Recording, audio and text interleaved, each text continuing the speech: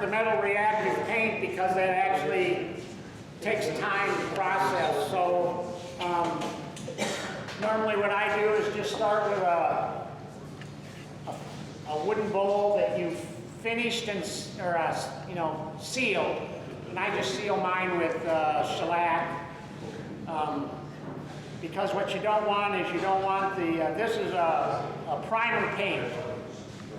And I think it's just acrylic, but I don't know. It comes with a kit. I bought a kit with all this stuff in it. And you got to prime the piece with, it actually comes in gray or black, but I'm guessing you could use any acrylic paint on that. So you put the primer on, let it dry, and then you use these different I don't even know what you call them.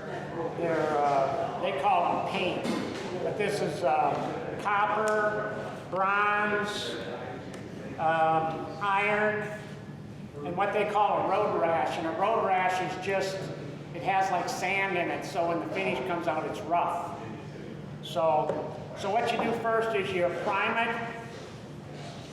You prime it, let the primer dry, and then you put the first coat of whatever color you want, and that's what it turns out to be. You can see I've labeled them, and depending on which one of these chemical sprays, these are some kind of acid. There's some kind of acid, I don't know what kind. It's a real mild acid, but if you get it on a cut, it burns. Do you use rubber gloves or? I don't. They recommend that you put one coat of the metal reactive paint on and let it dry, which is why I did this. So this is a coat of the primer and a coat of each kind of the metal reactive paint. So then what they want you to do is put a second coat of the metal reactive paint. Before it dries, you put the reactive chemical on. So I like to use a sponge. In fact, I like to get, they're all water-based. I like to get my sponge wet.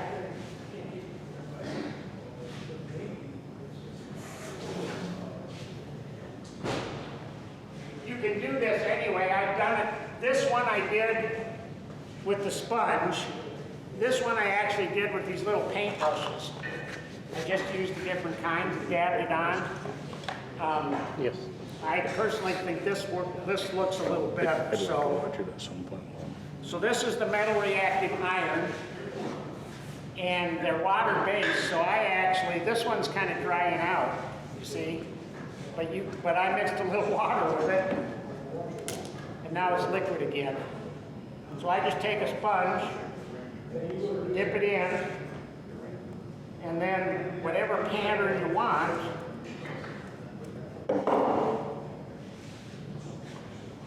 put it in here like this.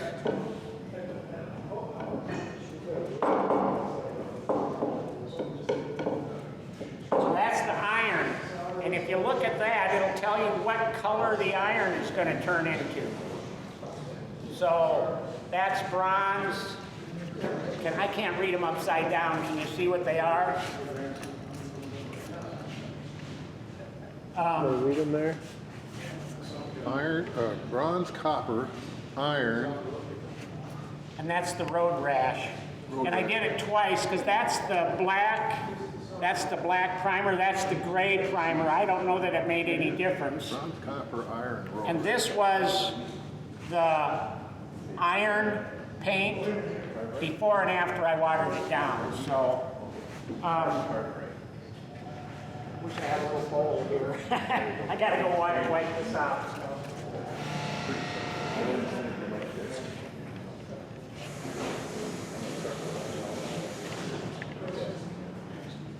What you gotta do is you gotta make sure to get this done before it dries. And I don't know if it dries real fast. It doesn't seem to dry excessively fast.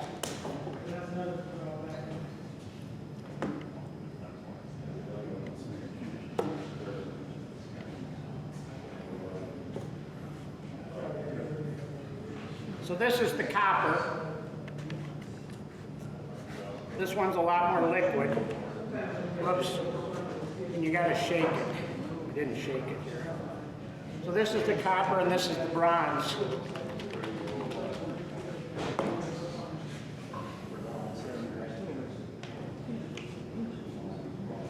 So you just do the same thing again, and you do this whatever pattern you want in the bowl, because it's gonna change color when you spray it with the chemical spray. So they're more than one kind You of really don't spray? know what it's gonna look Yes. like until you're done. Well, you do kind of, but depending on where you put it, because depending on which one of these you use, it turns that color. You gotta keep track of what you're doing. Well, yeah, kind of. So this is the bronze, and you can kind of tell where it is because obviously you can see it. So, and they kind of recommend that you smooth it down when you're done. I have not necessarily find that makes it look better. So now we've got all three kinds of reactive paint on there. This stuff here rusts the iron stuff, so it actually rusts. So there's a little phosphoric acid or something like I have no idea what it is, and I haven't tasted it, so. that. No, you don't wanna do that. So anyway, you just kind of spray it on there, and this won't do anything with the copper and the bronze, so this is the stuff that changes the copper color and the bronze color. So, and they claim it takes 2 hours. I have found that it doesn't quite take that long. So what I thought I'd do is put that on, and this will turn into different colors like that. So you can see it all looks kind of the same now, but it'll turn all different colors. So, but that's how that works. So it's really simple, and it does turn out to be kind of neat, I think. So, anybody have? Yeah. You did that big bowl, did you do that and then return those edges or tape them off? I taped it. I taped all this around here and did this. And I already did it on my lathe. You know, I turn it and just do this. And I did all four compounds. I'm going to call them compounds or paint. And then it keeps working. It keeps changing color, keeps changing color, keeps changing color. They say you can stop it at any time by wiping it down with a wet rag. You know, I kind of just let it go. The copper stuff turns kind of green, and the bronze turns a kind of a blue, and the iron stuff will look like rust. So that's basically all there is to that.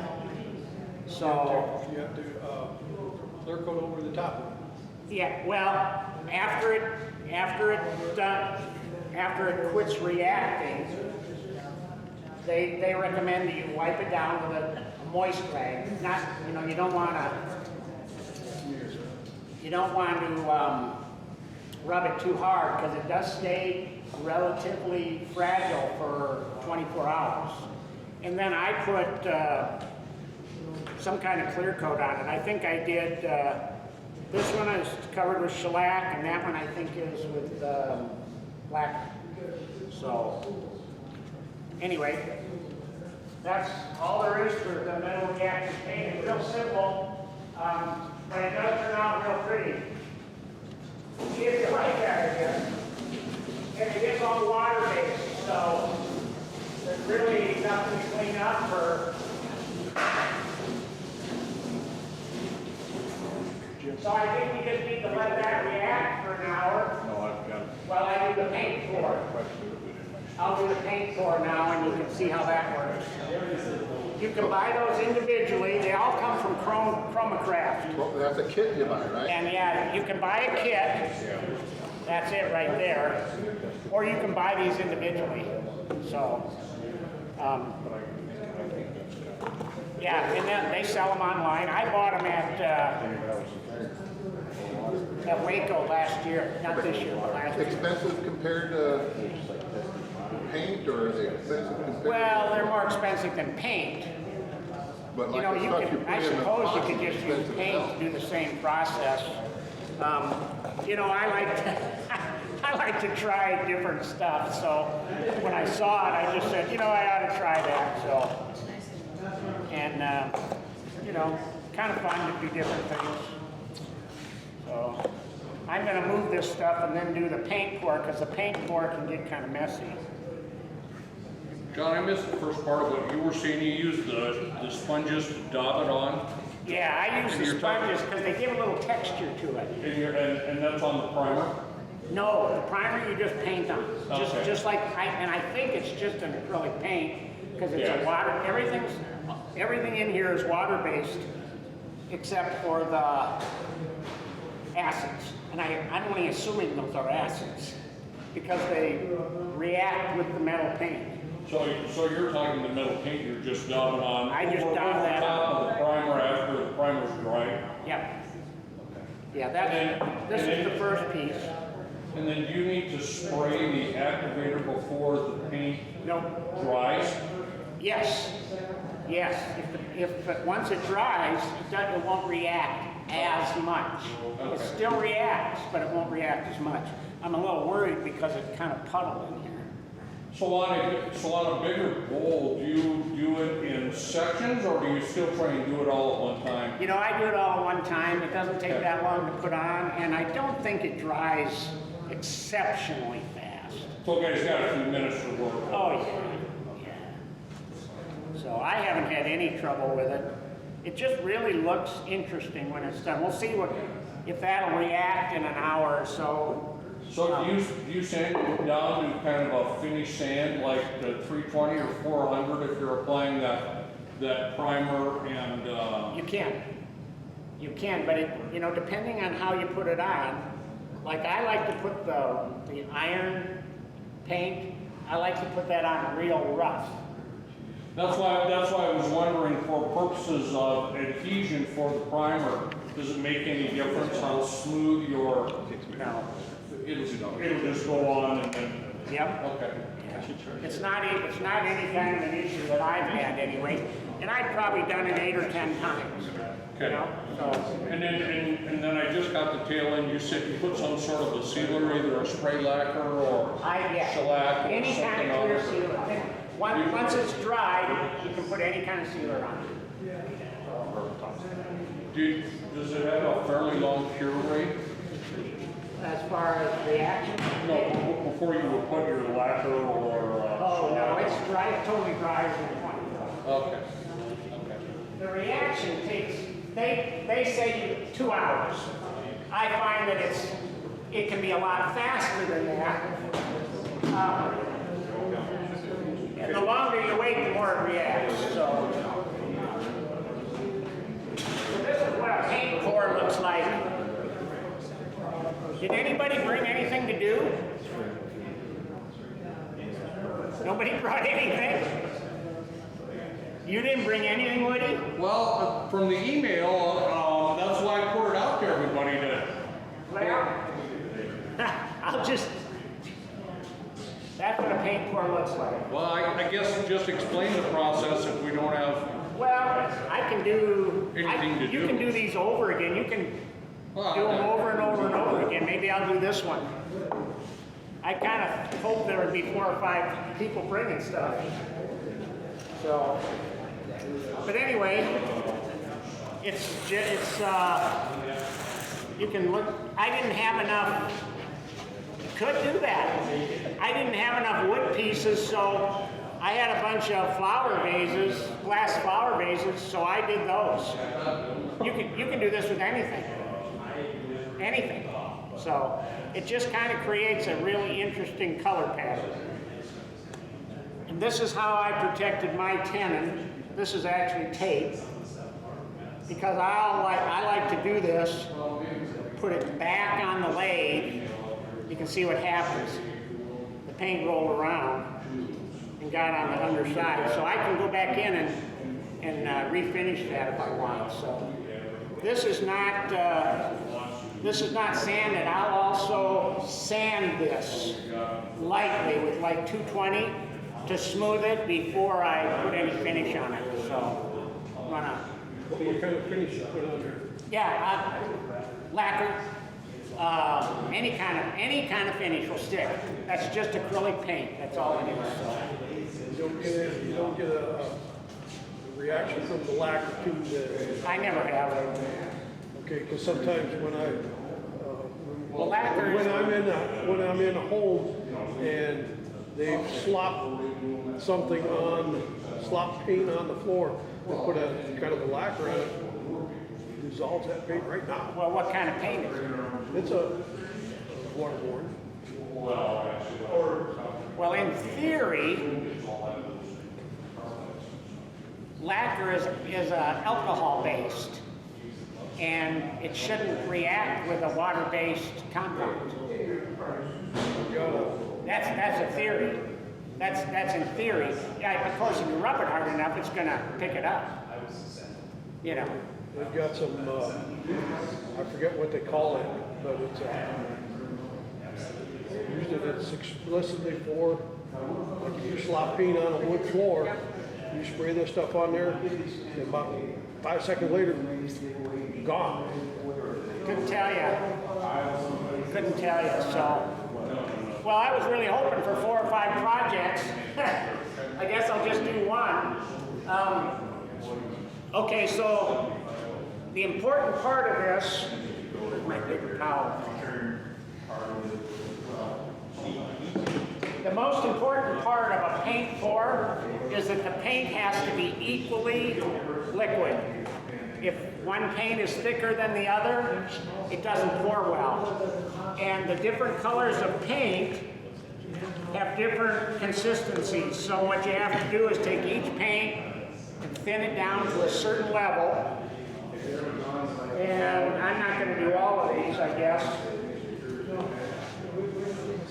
White is the thickest paint you can get. White is always thicker than any other color. Depends upon the paint brand too. What's that? Depends upon the paint brand. I'm sure that's true, but in general, white is the thickest paint because they have to put the most color medium in it to get it white. The color white is actually a combination of all colors, and black is the absence of all colors.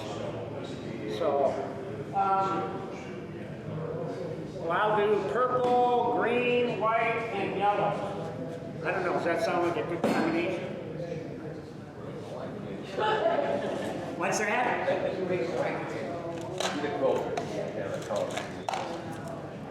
So the hardest part about this is getting the paint all a consistent color.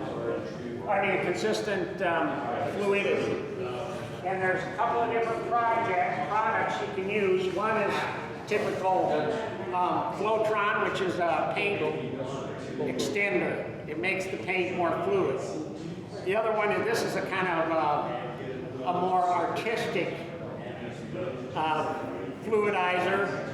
The difference between this and this is this has no binders. Acrylic paint has a binder in it. So if you put something like this in there, it kind of dilutes the binder. This, Liquid Tex, actually has a binder in it. So it'll stick better to your projects. I use a little of both. Flow we use if we have to spray a heavy paint. Can you ask them guys to be quiet? I can't talk any louder. I'm getting a sore throat. Thank you. Jesus Christ. We use a Flow when we're spraying paint to get it to flow out better. Yeah, it makes Flow makes the paint flow better. Yeah. It doesn't thin it. It doesn't change the color of the paint. It just makes it flow better. So, I should tell you, this is silicone. If you add silicone to it, it makes cells. Mix fish eyes. Fish eyes, yeah. They call them cells. But- Fish eyes. So I'm going to do these 4 colors. And I won't use much because this is a small project, so. So are you only doing the outside of the bowl, or have you, You can done do the inside? inside too. Well, you got another bowl over there you could do. Yeah, I'm gonna do that. I'll do who brought a demonstration bowl? I'll be happy to do that. I mean, Are acrylics, John? these are all acrylics. Is there a difference in acrylic paints as far as quality There probably is a difference, but I gotta tell you, I go to Michael's and buy the cheapest, whenever they put their stuff on sale, that's right in these. When these are on sale, they're the same price as this. But they just don't have a lot of colors.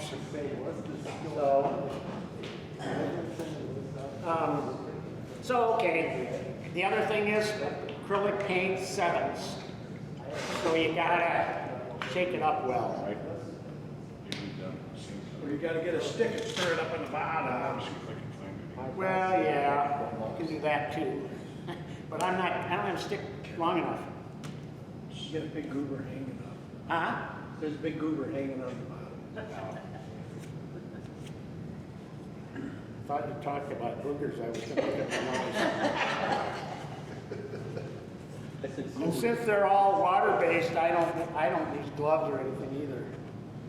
I just wash up afterwards, although once acrylic paint dries, it's tough stuff.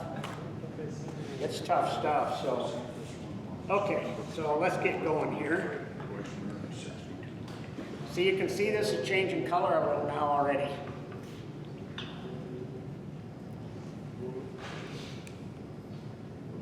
There's a, they call it advance, you get it out of vegetable more. And it's a trim paint, where you get that on your skin and that stuff dries. You're done, huh? Yeah, it takes a while to get that shit off. Where does skin off when it comes off? Damn near. That's trim paint. John, can you put acrylics outside? Will they take the weather outside? I do little barn quilts with acrylics.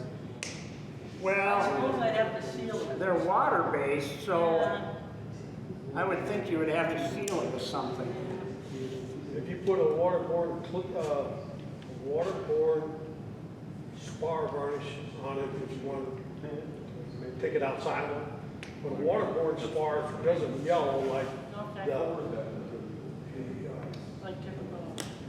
Okay, so I have 4 color. Oh, I should also say, you never want to do that on a flat surface. I use these old bandsaws. I use these for a lot of things. Just to keep things from touching the surface, because if it does, you'll get a big puddle right here, and you'll get a rim. So, okay, so here's how I do this. I do it until it flows evenly. So, put a little of this. Oh, and you also got to shake this stuff up. Because that stuff, even after it's been opened a few times, you'd almost want to strain it. Some people strain it, yeah. If we Some put people run it through a if we put strainer. it through a sprayer, we got to strain that stuff. Well, yeah, but a sprayer has got a lot different nozzle than Well, this. it So. doesn't, you know, they plug up the screen. Oh, yeah. See, even that's not enough. I'll put a little of this in there, because this is a binder. So you can mix those two. These are, yeah, you can mix these. Does that also extends the drying time, doesn't it? Yeah, it might. You know, depending on what site you go to, they say that this stuff can take up to 7 days to dry. I don't know where that bowl went. Maybe not dry, but cure. That, when I picked that I did 4 days ago. That piece is dry, but the puddles of paint on the plastic were still wet. So.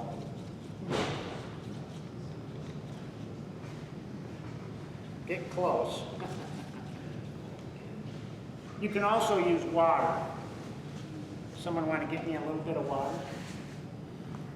Since acrylic is a water-based paint, water will thin it, but you want to be real careful about thinning with water. And you can use the tube kind too. You don't have to use the liquid stuff like this. You can use the tools. And now look at this green, hardly even moves. You just got to kind of play with this until it gets thin enough. And I do one at a time until it gets liquid, until it falls off the popsicle stick in a little more actually, in a constant stream. If you get it too thin, Sometimes it doesn't take much. no, it doesn't take much. You got to kind of be careful.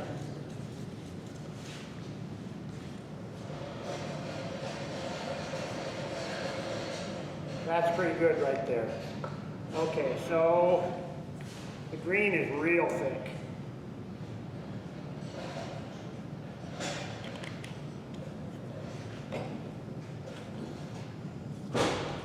And you know, you'll look, it really doesn't change the color of the paint at all. You would think this white stuff would lighten up the paint. It doesn't.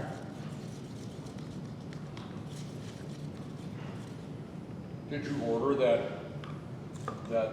white stuff, or did you buy it local? You can buy that. You can buy, I get this at Michael's. Any art store has this, and this you can buy at any paint store. So.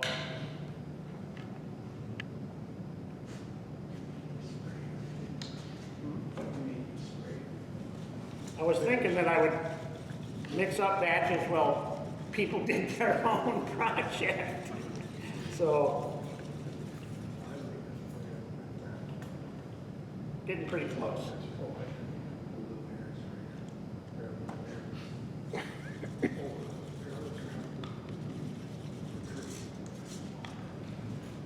Trying to hurry here. I know it gets boring.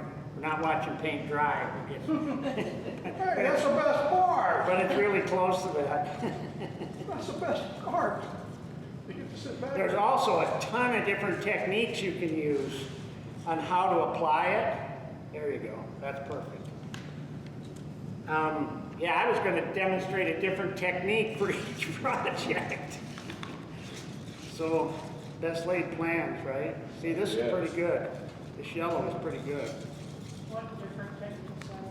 What's that? What different techniques do you use? Oh, you can call what they do a dirty pour. I'm going to do a dirty pour, which is you put the colors of the paint in one cup, and then you pour it around the edge. You can do what's called a flip cup, where you put it in there,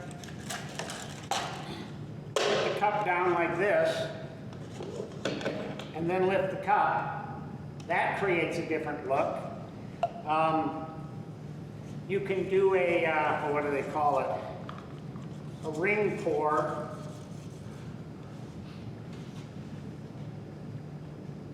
Just have a barrier or something? Where you put a ring on here, pour the paint in, and then lift the ring and all, and each one of them creates a different look.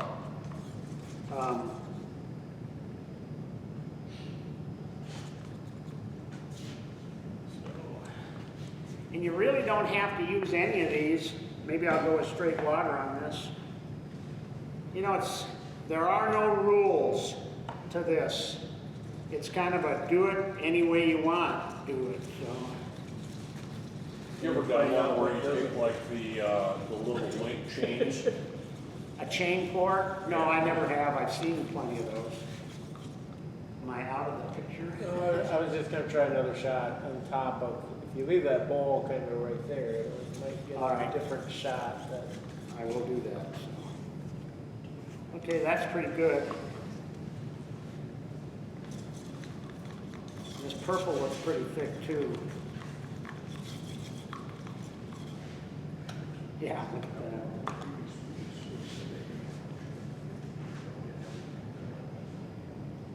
Some people mix this Flowtron 50-50 with the paint. It's not cheap. This is think this was 12 bucks. But it goes a long ways.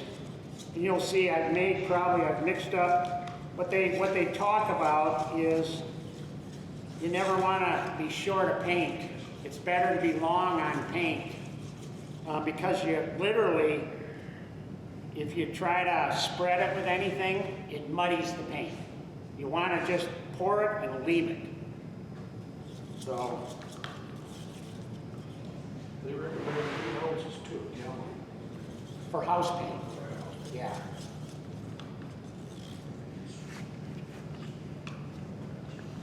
So it really doesn't take a lot. Well, you don't want house paint to flow. You don't want to put paint on and have it run down the wall. You know, so 8 I've seen ounces, that done though. only when it rains. I've had that happen too. Damn, where you go? All right, I think that's good enough. So I'm going to do what's called a dirty pour. You put I usually put the white on the bottom.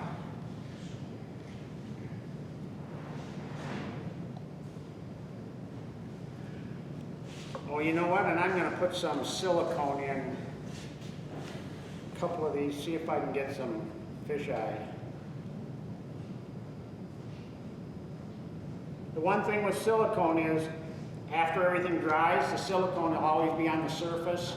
You have to clean it off with alcohol, otherwise your finish won't stick. Because it keeps fish out. Well, no, because silicone is an oil, and none of your paint will, none of your paints will stick to the silicone. They'll just flake off.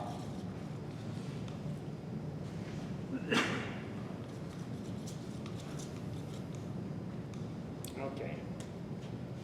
And there's no, here again, there's no specific order. If you do it from a real high depth, like up here, then the paint mixes and it doesn't look as good. Try to, even you can do this so that it doesn't mix.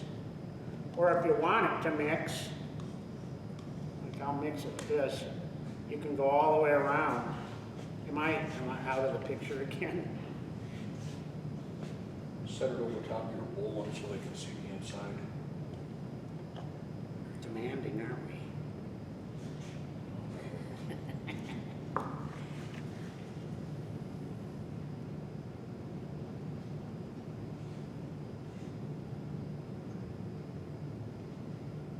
This is called a dirty pour because you're kind of mixing the paints.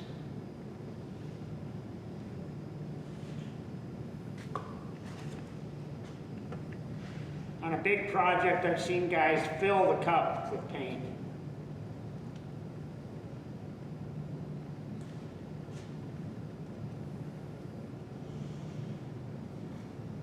This is a pretty small project, so.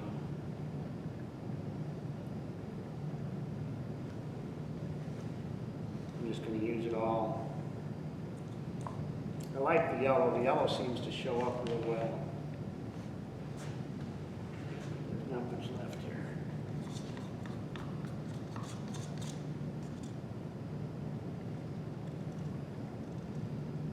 So you have to eat yogurt a couple weeks in a row, John? Oh, I eat a lot of yogurt. It's good for you. Okay. So, here again, there's tons of different ways to pour it on, and each way you pour it on is different. I didn't cover this one because I wasn't planning on using this, so I'm going to kind of go around the edge.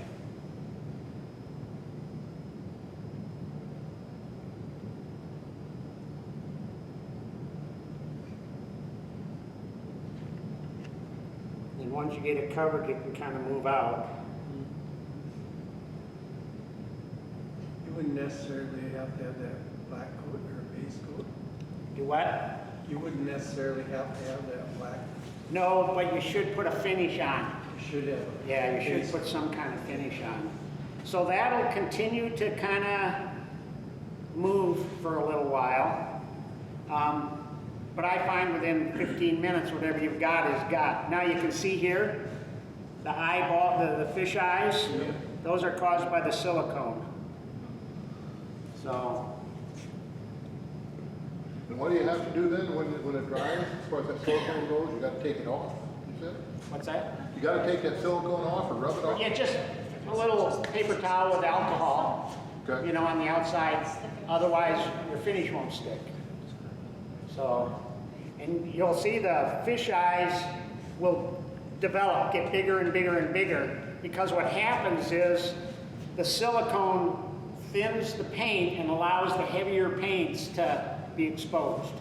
It's basically moving the top paints aside and letting the bottom paints show up, so. So on the edge there, it looks like there's still some black showing. Do you try to cover that later? What do you mean? Way at the bottom there, it hasn't gone all the way down yet? At the rim. Way at the rim? Do you you know, try to do, Like right here, right, do you try to keep doing that? you know, you can pour it up here. You know, you can use the whole cup. So, So if you don't like what you got, just pour more. you can pour more on. You know, I could do these over anytime I wanted. I didn't really like this. I don't like the dark colors as much. I like that one a little better, so. But you can see it creates a kind of an interesting paint project. So the, Inside of the bases also. No, just the outside. The bases, I did like this. You could paint for the inside. We're talking like, what did you do here? Nothing. This is just, these were glass flower bases. Oh, those were wood. No, these are, Oh. I didn't have enough time, and I thought people would bring projects. So I didn't go out of my way to you know, I really figured, boy, we'll have, you know, I think I told you in your email, we'll keep doing this until we run out of paint or run out of time.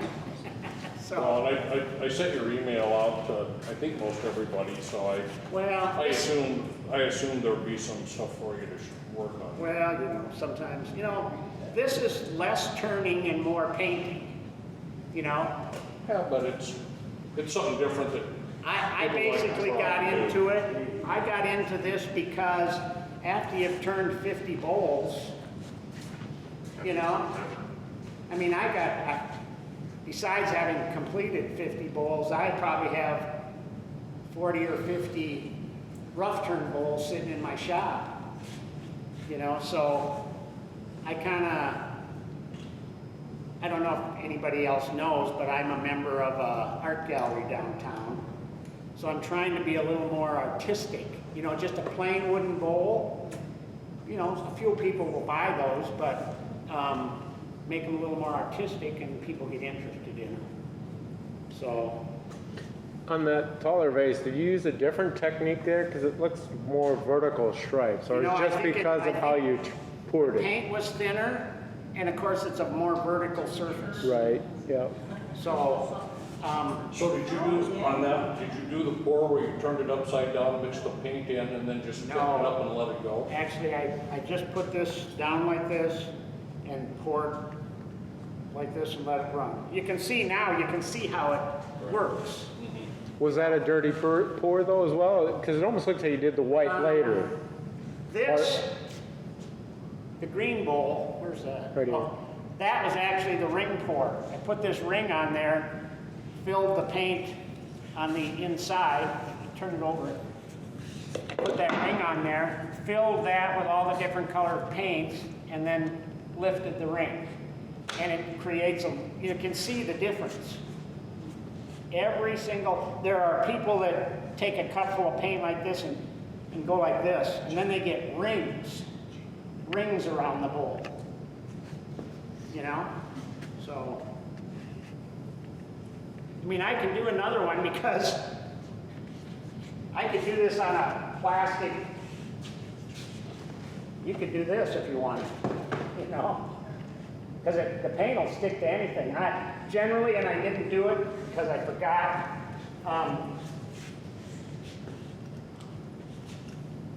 I take alcohol and clean the surface before I paint, just to get any oil off there, because if you get oil on there, you'll notice that the paint just slides right over the oil and doesn't stick. So, I kind of forgot that. And you don't have to buy these big jugs of paint, and you don't have to mix it. They sell this. This is fluid art ready to pour acrylic. You can buy these at Michael's. Then you don't have to do all this mixing. This stuff is ready. You just pour it in your cup, you know, so it's a little more expensive than just a straight acrylic paint. So I actually went out and bought those two just for the demonstration. So. And that you can get, I think I got that at a pharmacy. So So you got all the colors in your cup, and you pour, and with these different techniques, you pretty much put everything on at once. But have you ever tried you pouring can one color also and then also do one color at a time, but what happens there, unless you put one color here and one color here and one, what happens is the final color covers the whole thing, just pushes the earlier paints off the side. So, and you can see it changes over time. I mean, it's different than it was 5 minutes ago. You know? When will it dry? Half an hour? You know, no. I probably, I don't know what I'm gonna do with that because it's not gonna be dry to the touch for 24 or 48 hours. You know? I could take it over to the sink and wash it off right now, so, because it is all water-based, so. Put it in plastic and then have a texture. What's that? You put it in plastic and then have a texture. There you go. that's what that extender does. If that was just, if you didn't have an extender, that paint would dry rather quickly, wouldn't it? Well, the thinner it is, you know, You know, The thinner the coat of it's paint. relatively thick. It covers this relatively thickly, so the thicker paint takes longer to dry. So what do you find is the difference? You said if you were to just start on a piece, you want some sort of a finish on it, either like sanding sealer or something like that. What would happen if you just took your raw piece of wood, sanded 320 or 400, and then did that? Would it just dry at different rates, or would it thin out? I think the or wood would soak up some of the paint and change the patterns, which maybe that would be cool. They recommend this because the paint then doesn't flow into It's the more of wood. an even distribution. It runs instead of soaking in, so. I've never actually tried that myself, actually, so. Well, I'm sure probably with each wood it'd be different based on its density, and you know, I mean, pine's gonna soak Mine's in a gonna lot soak it more right than. up, yeah. Yeah, so, and, I don't know that I can demonstrate. You can actually make fish eyes. Here's my, here it is. You should take some of this silicone. Where's the silicone? And you get the silicone at Michael's too? no, I think I got it at a pharmacy. Or, whoops. I thought that was an unused cup.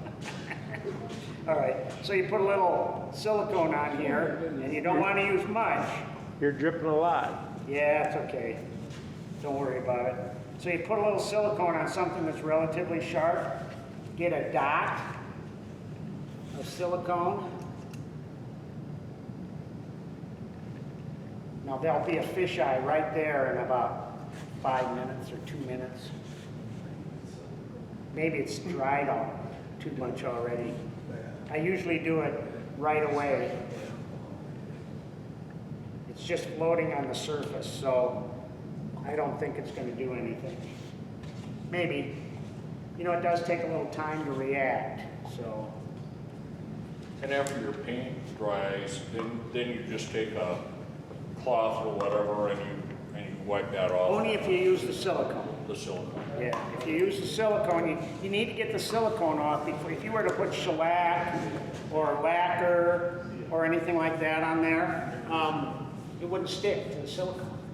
It would stick to all the paint around it, but you'd have a, What I normally do, and you're just putting the silicone right in with your paint mixture. yep, yeah. And you're thinning your paint with water, so then explain to me again what the flow control That stuff does? it makes, I don't know how it does it. It doesn't thin the paint, it makes it flow better. Okay. They use it in, like you said, you put it in a gallon of paint, spray your house, it goes through the sprayer better. It just makes it flow better. Probably. This does the same thing, but this actually dilutes the binders in acrylic paint. This has additional binders in it, so this actually makes the paint stick to your paint better. And is there any specific proportion?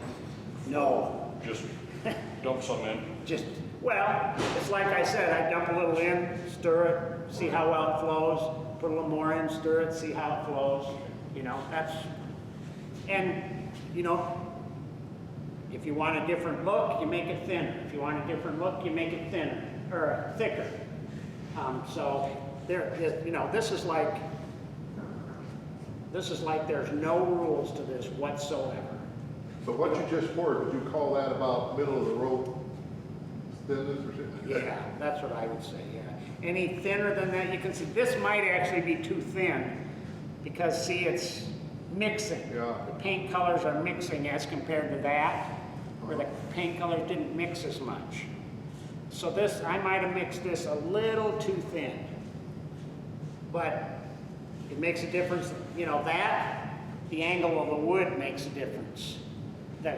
You know, that has a sharper angle. This has a very flat angle. See how the difference between the top where it's flat and the side where it's almost vertical. Does that one kind of have a texture to it that you can feel? I mean, It's because I haven't sanded that. so you can, that was my next question. So you can sand it after it's dried? Oh yeah, you can feel it. That stuff is hard as rock. That paint is hard. Okay. Oh yeah. It's got. You actually have to Raised work frame. at it. You actually have to work at it to get it flat. And I used 220. The first time I did it, I used 400 grit and it didn't do anything. Takes forever, Yeah, so like trying to sand a run out of some lacquer. there you go. 400 takes forever. See how that's changing color now? So when you sand that, you'll start at 220 and you send it up to 400 or whatever, No. and then you put your, I leave it at 220 and then put my lacquer on it. really? Yep. This was sanded with 220 and then lacquered. You can see there's a little texture, you know, but if you if you sand off too much, you're going to sand through and get the color from below. Yeah. So, and I don't know, you know, it's decorative more than anything, so. But that's it, unless somebody has some questions. Very interesting. So, and it's just, like I said, it's just a decorative process. It's not really a turning process, so. But you can see, and that's only been, what, 30 minutes? And so the green that's popping up, that's where you had your activator spray, or where you've done your, Yeah, the The green metallic. is gonna be the copper. There's the different colors. The bronze is sort of a blue-green, the copper is a green, the iron is a rust color. So, and you just, and that's essentially what you did on the bands on your big bowl there, right? yep. Yeah, well, and I guess on On this that one one. Well, too. this one, the only difference is, on this one I used the sponge, and on this one I used, you know what an acid brush is? I used an acid brush. It doesn't look as natural, I don't think. This looks like a piece of iron that's been rusty. Yeah, that's kind of nice. This looks kind of artificial. So I don't like this look as much. It's supposed to look like old rusty metal, you know? That's what it's supposed to look like. John, why don't you put some acid on that copper wire to see what color it turns? Why don't you make your own? You know, you can't believe how many hours I put into that bowl. Want to bet? There's a lot of hours into that thing. So, that's it. That's my demonstration, so. Thank you very much.